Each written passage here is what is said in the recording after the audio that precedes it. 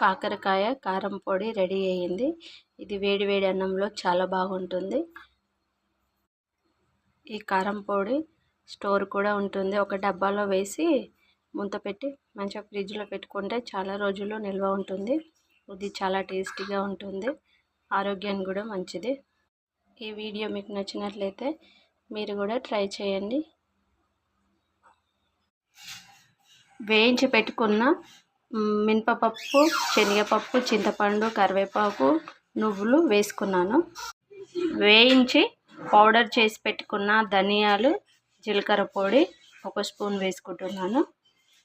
అలాగే సరిపడా సాల్ట్ వేసుకుంటున్నాను. 1 స్పూన్ కారం వేసుకుంటున్నాను. వెల్లుల్లి వేసుకోవడం లేదు, అది ఇష్టం ఉంటే వేసుకోవచ్చు.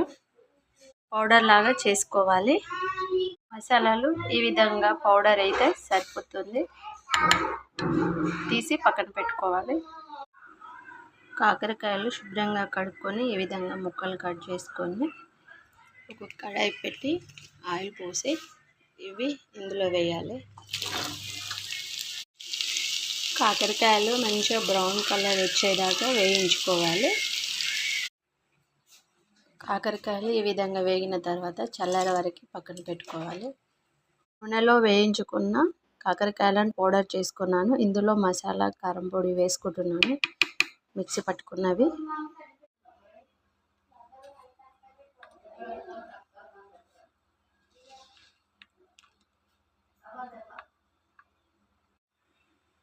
మూత ఉన్న డబ్బాలో ఇది వేసుకొని మంచిగా మూత పెట్టి స్టోర్ చేసుకోవచ్చు.